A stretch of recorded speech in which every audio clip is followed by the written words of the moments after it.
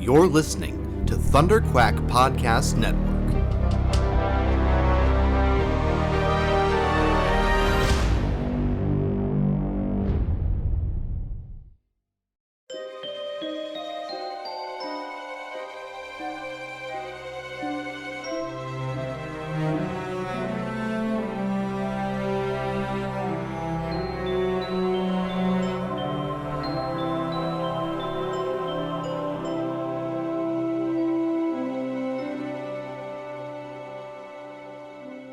Well, hello, everybody. Welcome back to another episode of Metaphysical Fiction.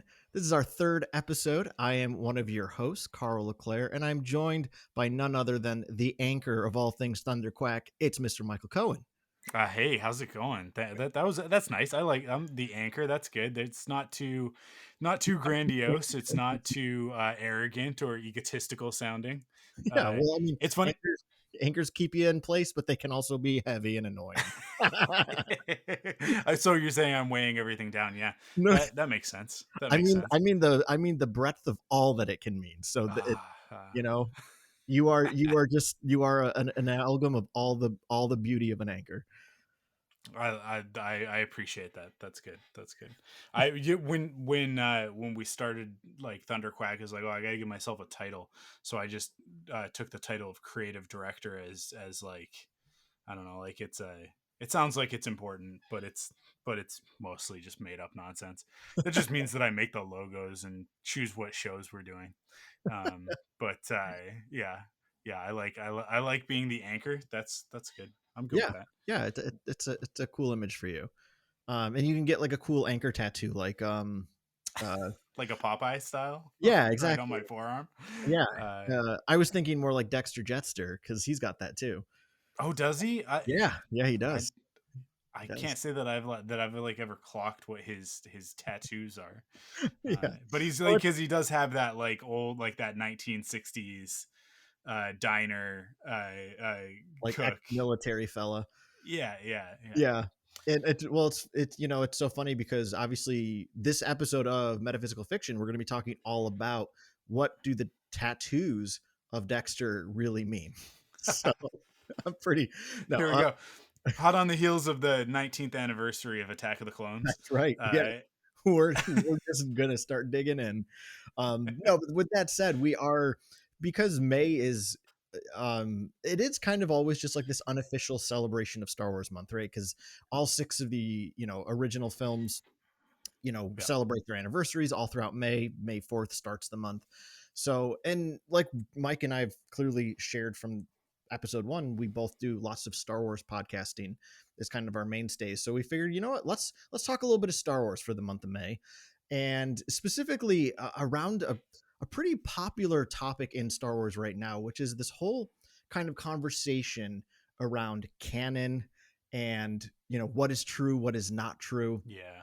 And I think this is like a fun conversation to have in the context of our own show, Mike, because of the fact that we're dealing with obviously fictional stories that contain truth. And now we're going to get a little meta and look into the stories themselves and how some of these particular stories have different interpretations. And most notably looking at the very early the premiere of Bad Batch just a few weeks ago. So heads up, I guess, real quick, if you have yet to watch Bad Batch and plan to, you may want to silence and come back to the episode later because we'll probably be talking about some stuff from Bad Batch today. Yeah. So wouldn't want to spoil you if you've not seen it.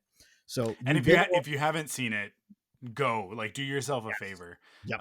Especially if you were a fan of the Clone Wars, if you enjoyed Star Wars Rebels, or if you just like the prequels, and you want something that sort of continues that story. I don't think you don't need a ton of connection to the other stuff in order to enjoy Bad Batch. I think you just have to have watched the movies. But that said, I mean, like, it is a sequel to the Clone Wars. So if you haven't seen that, it will probably behoove you to do that as well, just to get a deeper connection to the clone troopers themselves. But yeah, Bad Batch has been excellent thus far. I'm having so much fun over on Rebel Cells, talking with Joe Hogan and Kyle Avery every week and breaking down the show. And yeah, we're always like, oh, this will be a quick one, and then it's not a quick one. It's always kind of because there's so much to dig into there. It's been very surprising to me how much Oh, depth the story has had thus far. So yeah, when I heard the pitch as well of like, oh, it's these five clone troopers after the end of the Clone Wars, like post Revenge of the Sith, and I was like, I really don't care about clone troopers that much. mhm. And then the first episode just like Yeah. hook, line, and sinker Yep. Same here. totally got me. So It's funny because I never even watched it. I mean, I watched the very first trailer that dropped for it, and then the bigger one that dropped a few months before the show started. I didn't even watch it because that's how disinterested I was. I was just like, yeah, I don't care. I've like the clone troopers are cool, but I've never been a huge fan. I don't really need another animated clone show. But and I wasn't planning on even watching what at the premiere on May 4th. And I was texting a friend and I was like, I think I might just wait till the season's over and watch them. And he goes, you really want to wait till August? He goes, I'm not kidding. It was amazing. And it was a friend mm, who also was in the same vein as me of like, oh, I'm not super excited either. yeah, Um, so I mean, I was up early that day, so I just threw it on my laptop, and I watched it 3 times that day. It was like that's how good it was, yeah, in my opinion, obviously, and I'm clearly yours as well. Um, but it's funny because right, like the you know what we want to kind of talk about today is this whole sense of what is the truth of stories. So right, the very first episode of Bad Batch opens with that one of the final Clone Wars battles that has to do with Caleb Doom and Master Depa Billaba, which we all know is Caleb Doom becomes Kanan Jarrus of the Rebels fame, and we got that really great comic series where we get the story of what happened at the end of the Clone Wars, how yeah, Depa was killed and how Caleb runs away. And then we got a different telling of it in Bad Batch, and they're not exactly the same, right? There are some details that are, I hesitate to say, in conflict, that just don't agree with each other. yeah, But so like I don't know about you, Mike, but I saw some folks like really complaining about that, which I just don't yeah, get about complaining about fictional stories like this. But be that as it may, like why are these different? And it's just like it's still the same story. His master gets killed by their clone commander who they thought they could trust, and he's forced to run. Like, who cares if it's some slight difference of details, right? yeah. No, absolutely. I mean, it's um I think the key here is that I people want there to be a canon for things like Star Wars, for Marvel, for DC, Star Trek, like for these fandoms. They need for there to be a defined history. And I it really, to me, it has very little bearing. I'm a Superman fan as well, and you can't be a fan of a character that's been around for 75 plus years. I think we're encroaching on 80 pretty quick, or maybe we just passed it. But um, it's I like the like his history is so varied, and the canon of that character is all over the place, and he's been rebooted several times. And like, I'm not a fan of the new 52.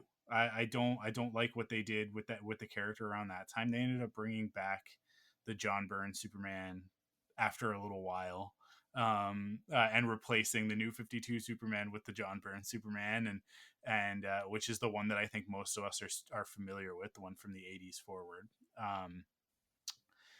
But I mean, like you go back to the 1930s and 40s when the character was originally introduced. He was a very different character, and all of those things, like you have to, as a Superman fan, you have to reconcile what all of those different things mean. And for me, this is what I said on Rebel Cells: is it's not about the technical points of it. It's about the heart of the character. Mm-hmm. And as long as you are maintaining the truth of that, tell whatever story you want, right? Yeah. Some of my favorite Star Wars stories are actually they're called Star Wars Infinities, Mm-hmm. and there's one for A New Hope, there's one for Empire, and there's one for Return of the Jedi. And the whole point of them, there, it's like a Marvel What If, which we have coming later this summer. We've got the animated series for Marvel What If, which is going to take the MCU and twist it. But the concept of a What If or a Star Wars Infinities is, what if This one thing was a little bit different. So in the one for A New Hope, this is the pitch is instead of Luke destroying the Death Star, he doesn't use the Force. He relies on the targeting computer, right? He And he misses. fires his proton torpedoes. They don't connect. The Death Star doesn't get blown up, and and very few of the rebels manage to escape moments before the Death Star destroys the fourth moon of Yavin, right? And in the ensuing escape, Vader and Tarkin manage to capture Leia. And then over the course of that story, like everything changes, because here, like, Luke, Han, and Chewie are now on the run. There is no Rebel Alliance anymore because it's basically been obliterated. How are we going to now fight Vader and Palpatine without a Rebel Alliance? Luke is still there, but like now, like what's he gonna do? And Leia's been captured by Vader, and what happens there, right? And it's like, this is completely different from the way that the original trilogy plays out, Mhm. but it's not about saying like, oh, like what were the plot points. It's about saying, under these circumstances, what would these characters do, right? Mhm. That's the furthest extreme of like, hey, let's just riff, right? And we do this all the time with the prequels, and I'm sure that people are going to do it with the sequels as well, of like, man, I have an issue with this story, I have an issue with this one. I always talk about, like, with the prequels, I think that it would have been a lot stronger if Darth Maul would have survived Phantom Menace, and escaped and become Dooku and then become Grievous, sort of thing, right? Like, instead of having three separate villains that each represent an aspect of Darth Vader, which is in itself like this, it's its own genius thing, right? But instead of having that, like, if we had that character, Dooku and Maul really combined into one character, and bringing some of those ideas into the first movie, of the fact that, like, this is actually Qui-Gon's master that, kills him, and then Obi-Wan has a motivation throughout the prequels, and it ultimately, I mean, like, if I'm being honest, the whole point is that it ends up centering the story around Obi-Wan Kenobi Mhm. instead of it Yeah. being centered on the Republic and the Jedi, because there is no central character in the prequels. Probably the biggest problem. And so, like, we can do that. We can spitball that stuff and have fun with that stuff, as long as we're getting to the truth and the heart of what these characters are and why they exist, right? Because Mhm. that, to me, is the key of it. And when we talk about this story with Kanan in Bad Batch, it's really, really simple. It's really easy to reconcile. It exists in this. Sorry, they're doing yard work and stuff outside. I don't know if you guys can I hear can't that, hear it. but if you can, I they might get closer and might get louder. But I with Kanan's story, we already know so much about Kanan, and we already had the answers to this question. It, in the comic, and I love the comic. It's my favorite Marvel Star Wars comic, like, of the Disney era, for sure. I think it's the best one that they've done, both in terms of art and storytelling. Um, but it is like, it's fairly brief. It's sort of the contents of one issue of what ends up being a 12-issue series. I think it's 12. Maybe it's 10. I In any case, like, two arcs basically, right? Mhm. Um, and it's kind of like, it is very paint by numbers. The only thing that we really learned about Kanan that was different from the assumptions that we could have made from the series is that he had this really deep connection with the clones that were with them.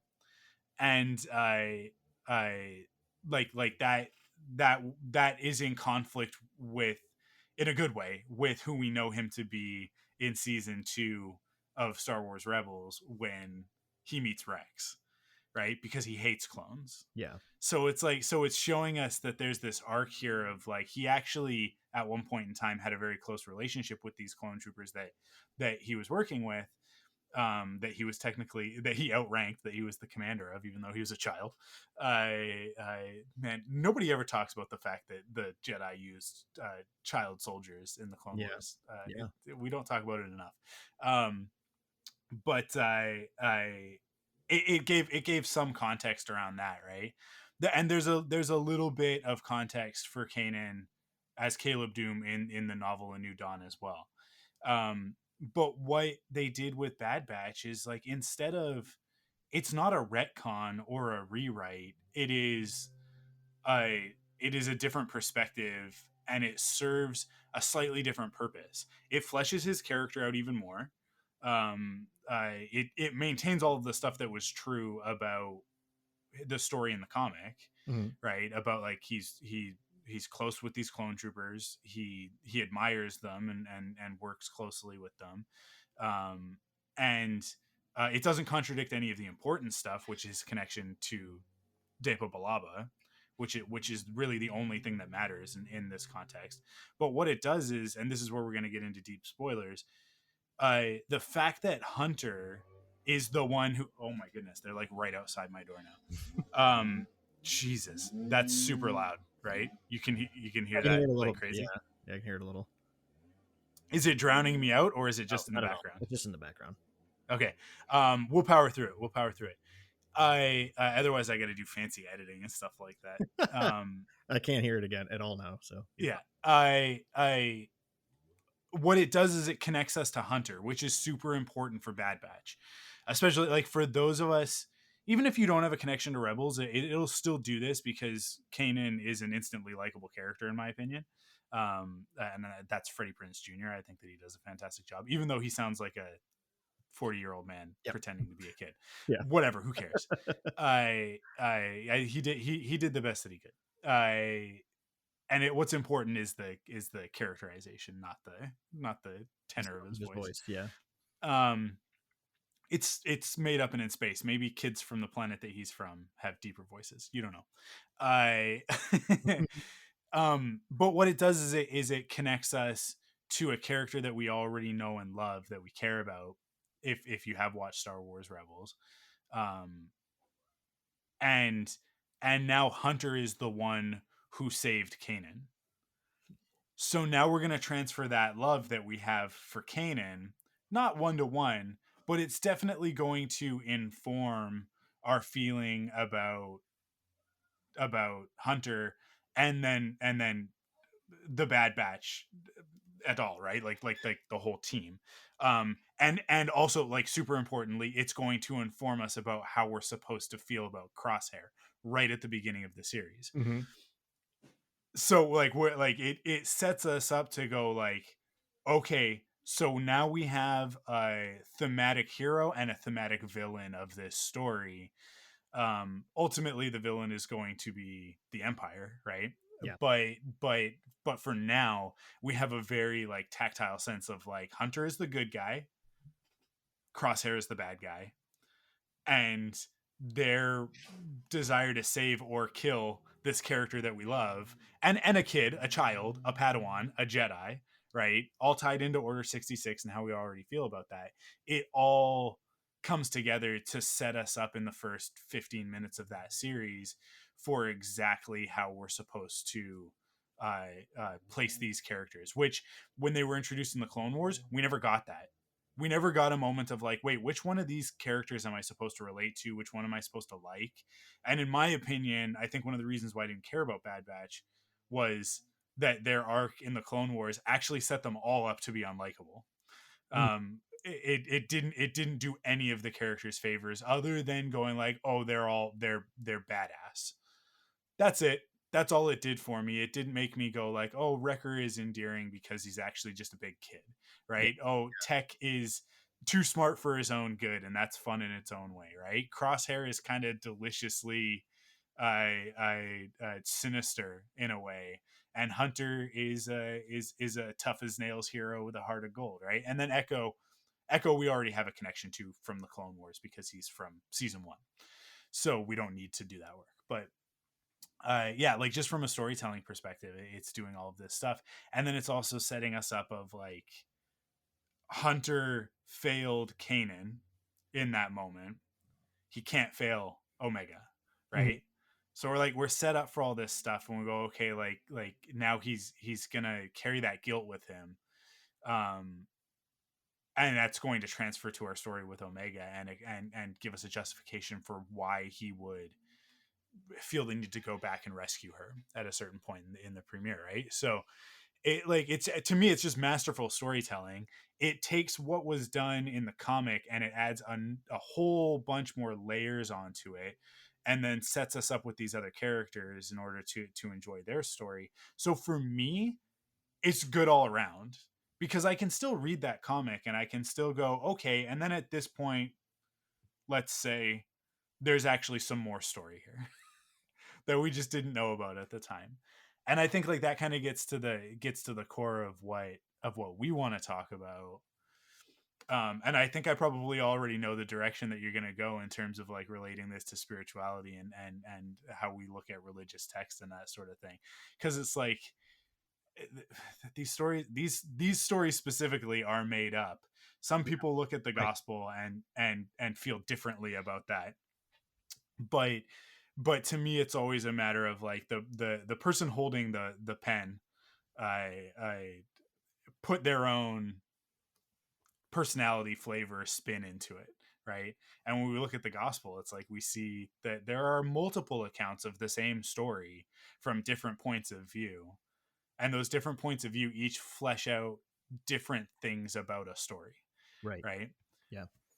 And that kind of like we kind of like look at those things as one to one, and it's the same thing for me. It's like first of all, like if we're going to talk specifically about Christianity, but even when we get into Judaism, when we get into Islam, so many of the stories are allegory, like with those sort of three core faiths. Everything that Buddha did, and like the Tao Te Ching and all of that is like it's all metaphor and allegory. That's how that religion is expressed. Um, is through metaphor. So it's like to me, taking these things on face value, taking them literally, you're only doing yourself a disservice, because you're actually looking past the whole point of the story existing in the first place, right? You are missing the forest for the trees. So to me, it's like it doesn't equate, like it doesn't compute. Like I don't care how big a star destroyer is. I've never cared how big a star destroyer Yeah. is. And I don't care that like a Victory class star destroyer is different from an acclamator. They're big spaceships, Yeah. right? Yeah. They're battleships. That's as opposed to a Corvette, as opposed to a starfighter. Other than that, everything else is flavor. And when we zone in on certain things, it is to inform the purpose of the story that we're trying to tell. And hopefully when Star Wars is good, the purpose supersedes anything else, right? So if it contradicts, who cares? Right. Because like Well, Vader becoming Luke's father, like yes, it contradicts what Obi-Wan said in A New Hope, but it doesn't matter because it adds extra context, it adds extra flavor, it adds extra depth, and it actually gives the story a purpose. Now all of a sudden, the original trilogy becomes about something. It's not just about we got to beat the bad guys. Now it's about this struggle between father and son, the light side and the dark side, and the seduction and what that means.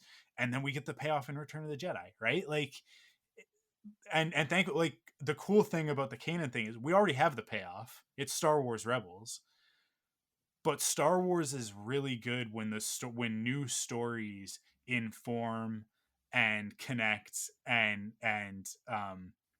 enrich the existing mythology. That's when Star Wars is at its best. It's one of the reasons why the sequel trilogy has a lot of issues. It's disconnected from everything else. It's why The Last Jedi works so well for me, because The Last Jedi goes in and like Luke's stuff about like, yeah, and it was a Jedi who trained Darth Vader, and like when he goes on that rant, it's like, oh my god, that's juicy, because now we have this connection to Luke and the prequels that we didn't have before on screen, right? So it's like, oh God, that's so good. It's so good. It's got so much flavor to it. And then we get to Rise of Skywalker, and it's like it disregards the prequels. It disregards the expanded universe, the Clone Wars, all of that stuff, and it's just about connecting back to Empire and Return of the Jedi in really like hokey, ham-fisted ways. And that's when these stories fail. That's when like whether it's Star Wars or Marvel or DC, when it's so clear that we're trying to just like connect these technical things as opposed to the heart, as opposed to like the truth of the story. That's when I then am sitting in the movie theater going like, well, that doesn't make any sense. TIE fighters don't have hyperdrives. If he stole that TIE fighter, or not stole, or like used the TIE fighter from the second Death Star, how the heck does Ben get from Kefir to Exegol?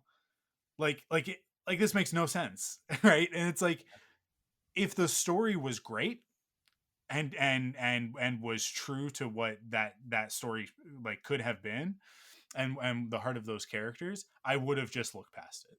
Like, it would have been one of those things that I hand waved and went like, whatever. It was an experimental TIE fighter. Who cares? Ben has abilities where he can just use the Force to travel through Go to light speed. hyperspace. Who cares, Yeah. right? They'll explain it in a comic book, right? And that's what, it's so funny because I feel like we contradict ourselves as Star Wars fans so often with stuff like that, where it's like, when I love the story, I am willing to allow it to be wrong, Right. and I'll hand wave stuff away, or I'll just go like, yeah, well, if you just think about it this way, then it works. It's like, but when the story is bad, it's really easy to just like, Yeah. you just Well, want to kind of like nitpick it to death, right? it just makes me think of, the Last Jedi haters, and I'm gonna own it. I mean, Last Jedi is far from my favorite Star Wars movie. It's Yeah, really low ranked for me for lots of reasons, but not. I mean, I'd like to think not a lot of the stupid reasons. But so you have these folks that are like, oh, that Praetorian fight in the throne room where that one of his vibro blades just disappears. Like, that's the yeah, stupidest thing ever. It's like, okay, do you realize how silly A New Hope is? 13 yeah, attack vessels against a Death Star, really? You don't think there's probably hundreds of TIE fighters in there, but they only release like 12? Like, come on. yeah, Like, you're fine with that because, again, it's who cares, right? It's like those yeah, small details aren't what matters. It's about pushing forward a story with a message. And I mean, I think that's why, like, to go to the examples you're giving of, like, episodes 8 and 9, the big difference between them is episode 8 had something to say, whereas yeah, episode 9 just said, hey, remember all those things you loved. yeah. Which, like, that is something to say, but it's not telling you anything new. And I think It that's its pitfall. uh, Yeah, the Force Awakens did the same thing, right. right? Like, it came out and was like, "Hey, remember all this stuff that you love about Star Wars? We're gonna put it all into one." And it's one of the reasons why I love the Force Awakens so much, because it does manage to distill and connect a lot of that stuff. But it also did it with a purpose of like, of setting up like, hey, like, those who don't learn from history are doomed to repeat it. And you see, not to put too fine a point on it, but neo Nazis Yeah. dressing up in like or like Civil War reenactors, right? Dressing up in Confederate uniforms, right? Like, same sort of idea of like thinking back about like the glory days of this thing that they don't fully understand. That's the whole point of the Force Awakens. That's what Lawrence Kasdan was trying to get at with the First Order, and why they're the First Order and not just the Imperial Remnant. Because the whole point, if it was just about like, oh, like, let's just bring back the Empire, then just do that. The expanded universe did it. Just riff on that, right? Who cares? And Mandalorian is still exploring that idea, right? Mm. But the point was, hey, we're a generation removed, and now all of a sudden, all of these same mistakes that were made with the Empire are being made again. Only this time it's even worse, because like, we have that context, we have that understanding, but instead, like, Hux is glorifying it. Mm. He like salivates at the idea of being evil in the way that the Empire was evil, right? Yeah. And that's juicy. Like, that's something for us to talk about. But then when you get to Rise of Skywalker, you get into this place where it no longer has that meaning, right? Like Allegiant General Pride is just, he's just evil, I guess. I don't know. There's no motivation there. There's no character there. And then having Hux flip and be like, "I'm the spy," is like it's a fun moment, and it gets a laugh out of me every time because like they're like, "What?" And then Poe goes, "I knew it." No, you, I do love that moment genuinely for like the characters that are in the scene. But after that wears off, it's always like, it doesn't make any sense for Hux. mhm. Like Hux was a zealot, right? Like Hux would have, like, he was like a like a suicide bomber sort of thing, right? Like he's willing to die for the cause. Um, they could have fleshed that story out to make it work, but they didn't. But like, it yeah, like it just doesn't say anything. Like that movie doesn't say anything at the end of the day, and so all of that stuff just is kind of weightless, right? And to me, it's like that's where, like, when we talk about religious text and the truth of it, I've said this my entire adult life. Whenever I'm like confronted by somebody like an atheist or something like that wants to talk to me about Christianity and whatever, and it's like, and especially having worked in the church and all of that, like the institution of the church, I don't care which one it is, doesn't matter. Like institutions exist to perpetuate themselves, and that's inherently flawed. There you end up with hierarchies and power structures, and it kind of goes against actually like specifically what Christ had said. We don't need to get into all that, but we will one day, I'm sure. But like, to me, the truth of the the teachings of Christ, the stuff that's in the Bible, the Holy Gospel, no different than the Torah, no different than the Quran, no different than the Tao Te Ching, right? Like the truth of what is in those texts is important regardless of the historical accuracy of those texts, Mhm. right? Yeah. In the same way that we can learn something from King Arthur, in the same way that we can learn something from Chaucer, from Shakespeare. I'm using Eurocentric stuff. I wish that something was coming to mind from a different region, but I'm just not educated in those sorts of things. The same as we do with Star Wars, with hell, the Fast and the Furious, right? Because the Fast and the Furious, is it about exploding cars? No, it's not. The Fast and the Furious is about family. And so many people have a wrong idea about what those movies are about, and I did initially. I thought, like, because the first two movies, let's be honest, they are kind of just about exploding cars, but like as that series goes on, it becomes about something, and it becomes about a truth, and there are exploding cars, and that's awesome. And it's like, how can we blow up a car even better this time? How can we launch Vin Diesel further, faster, farther, More furiously. more furiously into a car? Because as long as Vin Diesel lands on a car, he survives. I don't know if you've ever noticed that in that series, but it I've doesn't actually matter. never Like, you can seen drop any. him from an airplane, if he lands on the roof of a car, he'll be fine.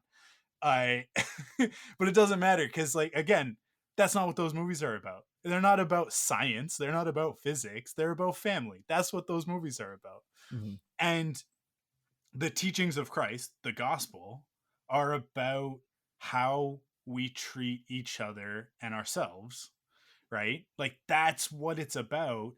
And I don't care if Christ was a real person. I mean, like, we have pretty solid empirical evidence that at least a man by the name of like like Jesus Christ, like however you want to like, whatever of his names you want to use, right? But just for simplicity's sake, like, we know historically that this man existed. It doesn't matter to me whether or not he was able to multiply fishes and loaves. It doesn't matter to me whether or not he could touch a glass of water and turn it into wine. Like, that's the miracles are, that is, to me, that's kind of window dressing how you tell those stories, in the same way to me that, like, lightsabers and X-wing starfighters are window dressing to tell the stories that you tell in Star Wars. Iron Man's suit of armor is a way to get into the psyche of a deeply flawed man who literally protects himself from the outside world by encasing himself in a suit, right? Like there's a very on the nose metaphor with Tony Stark there. And it's like, that's what, to me, that's kind of what those are. They gets people in the door. It's the Flash.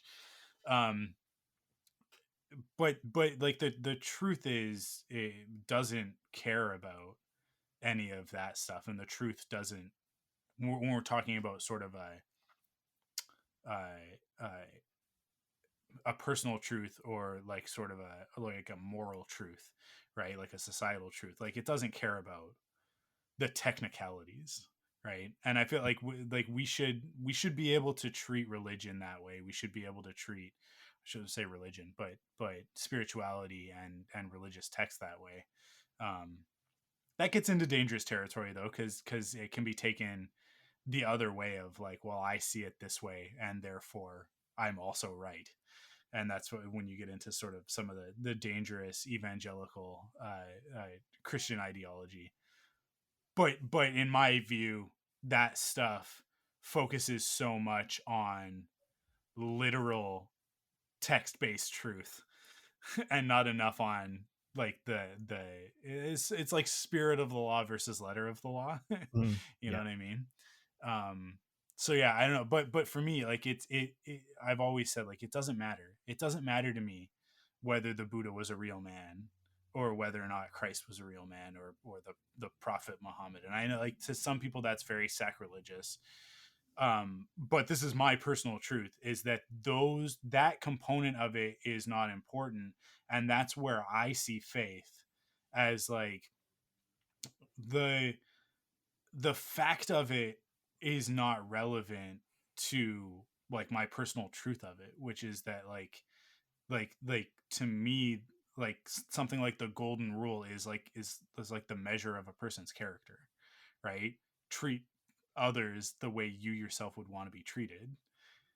It like I you can't boil down Christ's message better than that, and he did it for us already. Like he really got to the heart of it, even though he took the long way around. He eventually gets there. We have that in common, I guess. I And that truth is a truth no matter what, and it doesn't matter. And to be perfectly honest, if you look at any of those other major religious texts, they all get down to the same thing as well.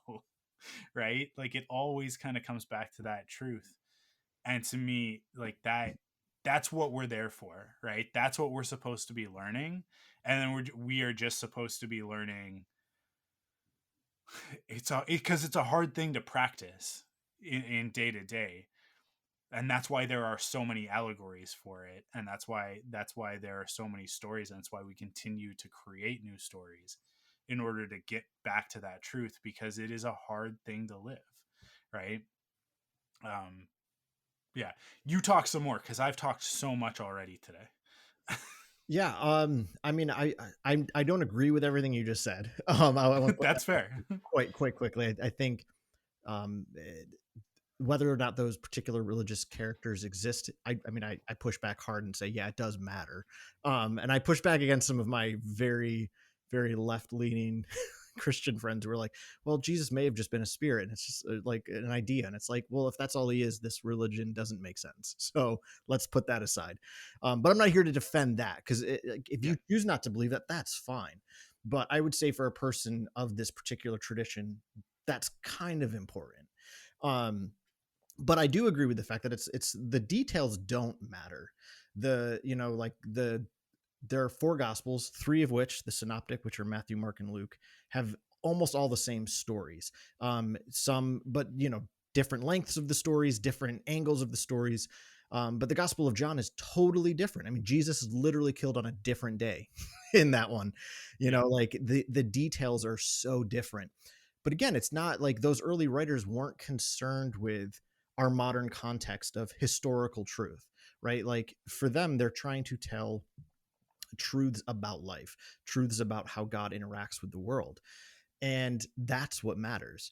And like, and I so agree with you where like there is a particular branch of, and I'm going to speak specifically to Christianity because it's the one I know the most, and it's the one that's done the most violence to religion in general, is Hmm. evangelical American Christians.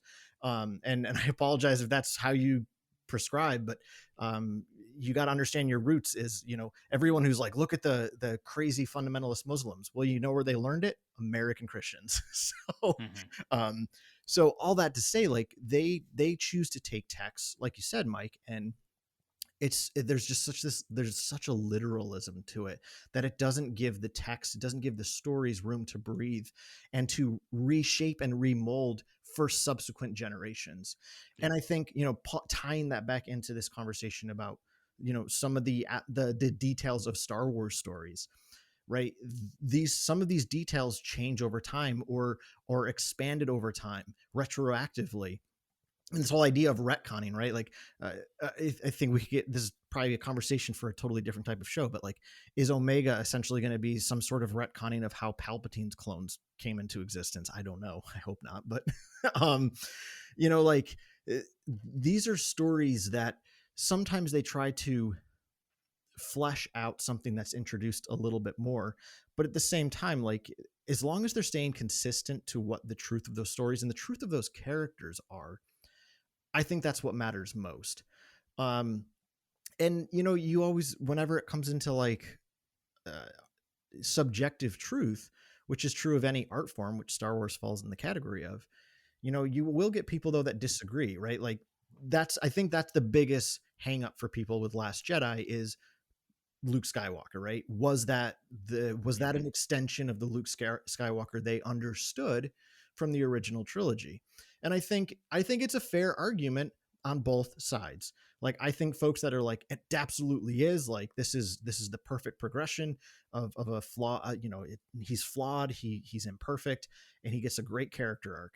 But I think folks that say like, no, like, my experience and how I internalized the lesson of Luke Skywalker and understand him as the hero, that's inconsistent with what I've come to learn. And I think that there's a fair argument there too, because Ryan Johnson is the only person who saw Luke Skywalker that way, and then people got on board.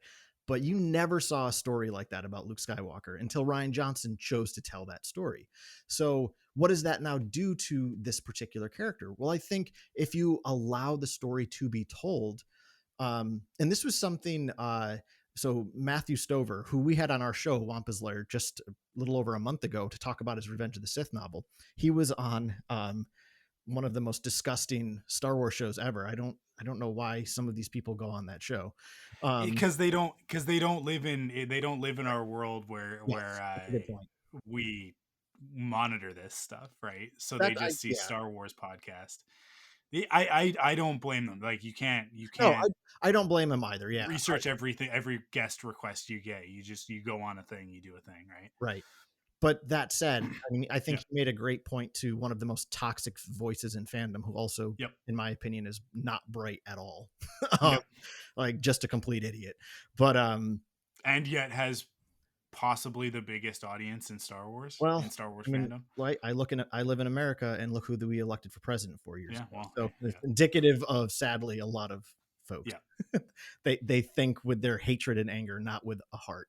So, Yeah. but anyway, Matthew Stover made a great point of saying, it's not my place to go and say that's not how it should have been. It should have been this way. My point is to say, why did they do that? How is this Yeah. expanding the story? And like, so like, I do really appreciate that point. And I think it's, like, I kind of bring up that hot button issue because I do think there's a lot of there's just so much gatekeeping, Mike, from both sides, and it's really Yeah. starting to annoy me, if I'm being completely honest, because you do have the folks that like, that are the like, that is my Luke Skywalker from Last Jedi, it's the best version ever, and if you don't get it, you're Yep. wrong and you don't get Star Wars. It's just like, whoa, Yeah. like, cool your jets, bro. Like, I don't think that's your place to say.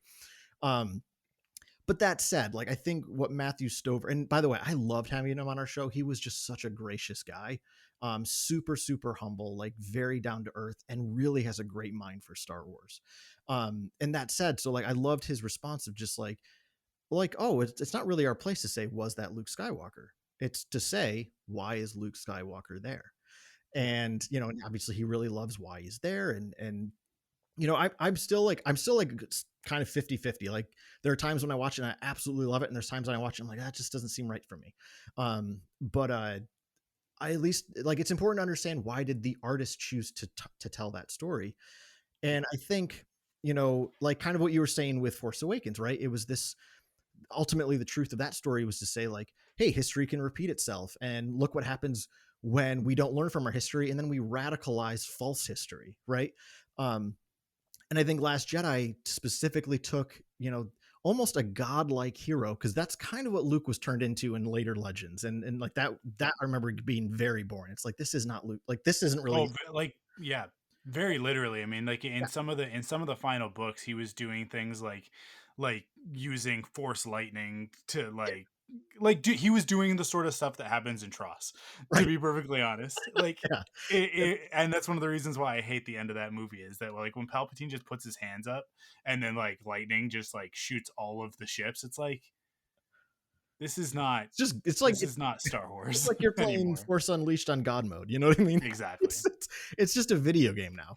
There's Yeah. but that's it, right? Like, so what's great with what Ryan Johnson chose to do with Luke, though, for and I do think in a lot of ways Last Jedi was written for original trilogy I mean, to be fair, I think the sequel trilogy was ultimately targeted at OT fans, which is part of its Yeah. flaw. But that said, I think what he was trying to say is like, our heroes sometimes mess up, Yeah. right? And like, and that's okay. Like that's the whole point of that movie, right? Is that that failure doesn't mean you are a failure, right? Like you can fail and you can wallow in that, and you can, or you can learn to rise above it, which is ultimately what happens with Luke, right? Like, I mean, the what how Luke goes out in that movie is, to me, just so perfect. No matter how I feel about the rest of it, I always think that is just so perfect.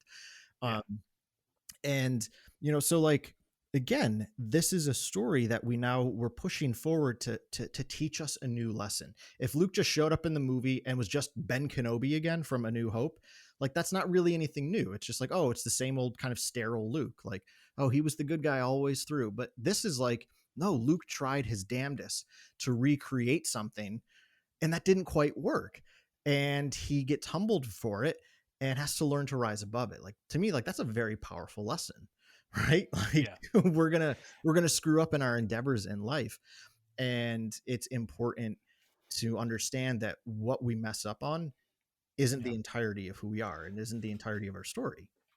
I think to connect it back to sort of what we've been talking about this whole time, is that very much like that sort of that misinterpretation of truth that we see in a lot of evangelical Christianity as an institution, Mhm. right? Condemning an institution doesn't mean condemning people. Right. Just FYI for people. Absolutely.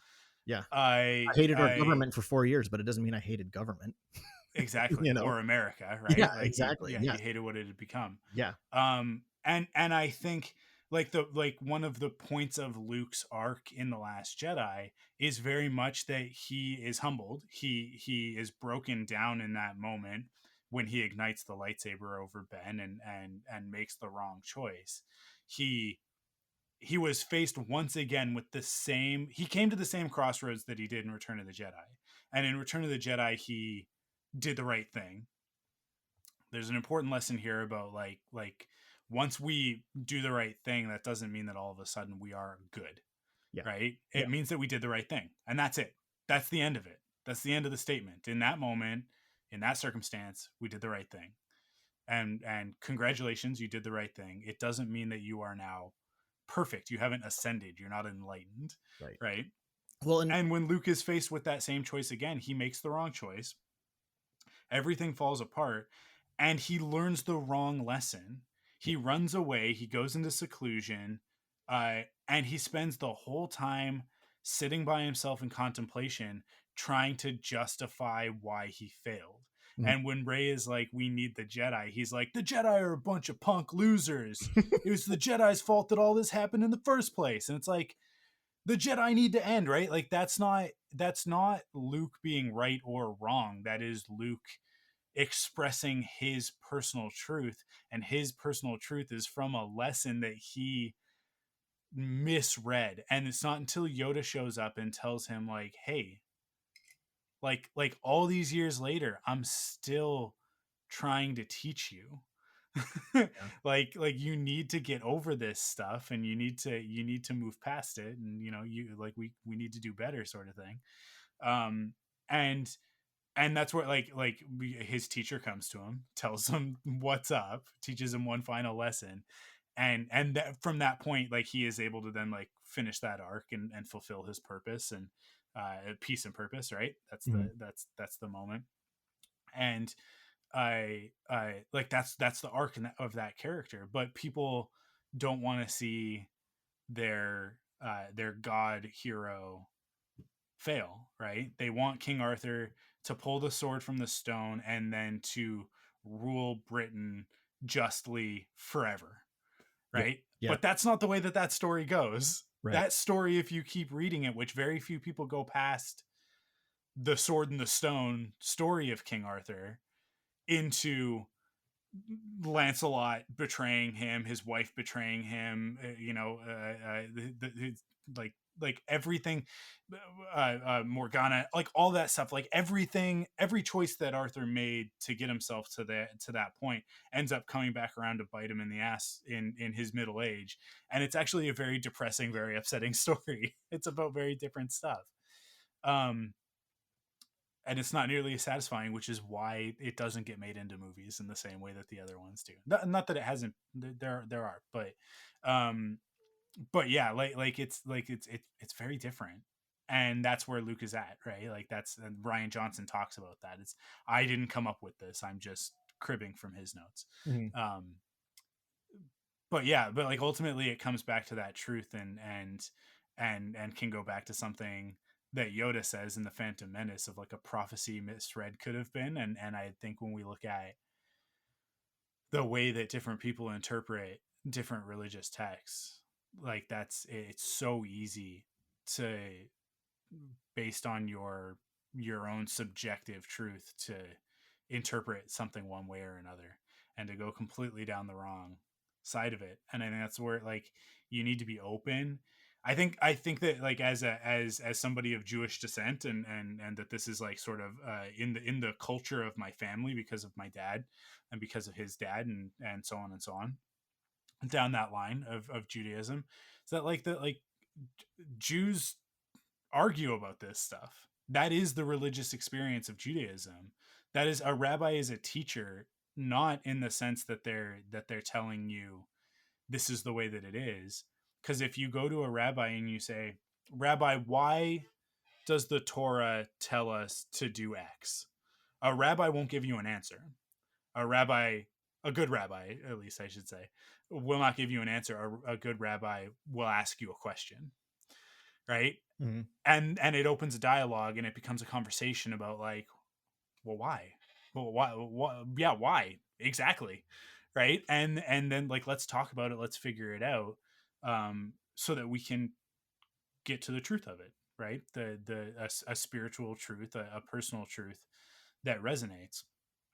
Because the reality of some stuff is just as simple as like, well, don't eat shellfish because we don't have food safety guidelines in 3000 BC. Mm. So you're going to get sick, right? Yeah. But other stuff of like, of the like, why can't I covet my neighbor's wife?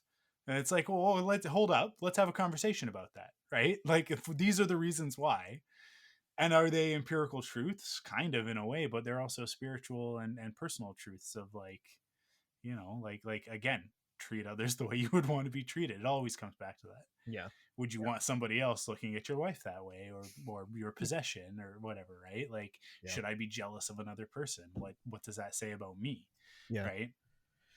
And I think that as fans in fandom, that's the way that we need to approach this stuff. You don't who cares how big a Star Destroyer is? That's what I always go back to. It doesn't matter that the Star Destroyers in Empire Strikes Back are a little bit bigger than the Star Destroyers in A New Hope. Mhm. It, who cares? right? And also, like, what are you basing that on? You're basing that on frames of a movie, which is a fictional story. They're models in a model shop. Like it doesn't matter that the Millennium Falcon has a grommet on it in this movie that it doesn't in the other one, right? Unless it does, in which case, like, the dish being different is a part of the story, right? But I like it's like, this is not the point. This is not why we're here. Like, why we're here is to ask these questions of ourselves and each other in order to become better people. And that's why we tell stories. That's the whole reason. That's why myth exists. Yeah. So Yeah. it's for the same reason that we use allegory in religion, right? Right. And, like the thing, I mean, I mentioned this on our first episode that, for me, the way I learned how to study scripture, the way I learned to understand scripture, and again, like I was privileged to be able to get a graduate degree in this stuff, right? And not everybody has that Yeah. ability. So, like, I don't think that gives me, permission to lord it over anybody. But I try to just offer up like what I learned there, and I find this to be very true. Is right. Scripture is meant to be a living word. It's something that Yeah. still speaks, and therefore, as something that still speaks, it needs to, like I said earlier, like it kind of needs to be remolded and reshaped for subsequent generations, because subsequent generations change, because life is change. That's the one truth of life, is everything changes. Yeah. And for these texts to still be relevant, they must also change. Not the heart of them, not the deep truths of them, right? Like, you would never want to say, like, I mean, for a Christian, you would never want to say Jesus didn't rise from the dead. Like that, no, that never happened. Like, no, like that's a pretty central tenet to this tradition's understanding.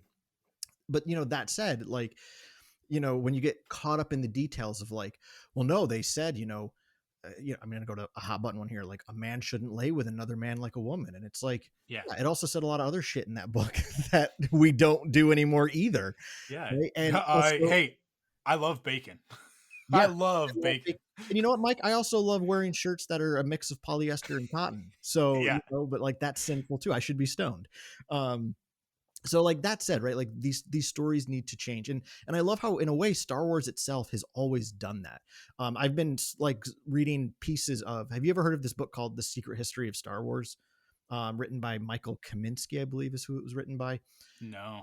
It's really, really good. It's essentially just like a history of how Star Wars was written, like how the story itself evolved. So, which is always like my favorite stuff to read about the behind the scenes of Star Wars. Like, I don't care about the special effects evolutions, because that stuff just bores me.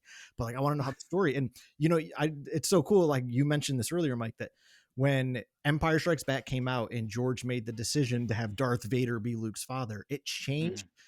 A New Hope from being just an action serial adventure into this epic family drama about redemption, right? Yeah. And in this particular book, when he's talking about that, like George was under, like, he knew that by doing this, he was changing the very fabric of Star Wars. Because when Yeah. A New Hope came out, he did kind of foresee it as this serial series with multiple creators, different types of stories. They didn't necessarily have to agree. But then when he did Empire, it was like, no, I'm going to tell this consistent, epic, mythical story. And then George himself, like, as all of us know, changes his own stories all the time. Right? Like, Yeah. but it's like, at the end of the day, those details aren't what matter. What matters is we were choosing to continue to tell these stories in such a way that they really impact our life. Because, like, if A New Hope had been the only Star Wars movie, or like, let's say Empire was just a continuation of that sort of story beat, Star Wars would be remembered as a really fun action adventure, but it Yeah. wouldn't be what it is today. Right? It's the Yeah. fact that it really dug its, George Lucas kind of lied. He didn't actually even meet Joseph Campbell till after Return of the Jedi came out. So, like, Yeah. historically speaking, he wasn't really thinking about a hero with 1,000 faces when he wrote A New Hope. So, like, when he says he did, he's just lying. Like, it's just, what I mean, I love George. I'm not doing this to like shame him, but that's not the facts from when they happened. And what's interesting is, right, is like, but he made this conscious decision to tell a different type of story. And because of that, 40 years later, it's changing people's lives, right? Like, it's not just an adventure story that we have fun with. It's that as well, but it's also this other thing, right? Yeah. And that's why, like, when we get too caught up, like we've been saying, in the wrong parts, how big your Stardust stories are. Oh, who exactly shot Depa Balaba? Like who helped Caleb or who didn't help Caleb? It's like at the end of the day, what we know is that he was a traumatized young man forced to run for his life. Yeah. And it left him with a lot of trauma that carries over into future stories. And that's important. That's what matters, right? So, but yeah, I think we've made our point pretty good here, Mike. I think so. That was awesome. I love it because we kind of had a the last time we talked, we had a different plan of what our next episode would be, and then we kind of called an audible and said, let's talk about Star Wars, which is always easy for you and I to do. Yes. But I love it because I love it's funny because it's kind of goes back to the whole point of what we've been saying, right? Is like, well, maybe we were going to talk about Marvel next. It doesn't matter. We did what we're here to do, which is really honestly just like talk about our experience with fandom and these things that we love and how it informs or vice versa our spiritual and religious experiences, right? So yeah, it's all like, I love it. It's so good. I love that Star Wars gets us to think in these ways. Yeah, me too. And I think when we have a conversation like this is why George wrote the stories that he wrote. Mm-hmm. Not to get us to worry about, the specific, again, I'm going to use the word grommets again on Luke Skywalker's lightsaber between A New Hope and Return of the Jedi, or the color of Boba Fett's armor, right? Like that's not why he was doing it. He wanted us to sit down and talk about, like, what does it mean to do right? What does it mean to be a hero? What does it mean to stand up against evil, right? Yeah. Awesome. I think that does it, right? That does it for this episode of Metaphysical Fiction. But yeah, we will be back next week with a character from Marvel. You'll just have to wait and see who. Yeah, next time, not next week, exactly. Right. Yeah, next time for our next episode. Thank you. I know you and I are both so used to saying next week, and it's like on the Thunderquack podcast, because now we're on like a bi-weekly thing, and so it's really hard for me at the end. I got to go like next time. And with this one, we're every 4 weeks, right? So yeah. But yeah, we will be back eventually. Whenever we come back, whether we decide to change the schedule again or not, who cares? Yeah. You guys are going to get a podcast when you get a podcast. I hope you guys enjoy it. Make sure you're subscribed to the feed, and let us know. Let us know what you've been thinking of these episodes. Thank you for listening. We'll talk to you guys next time.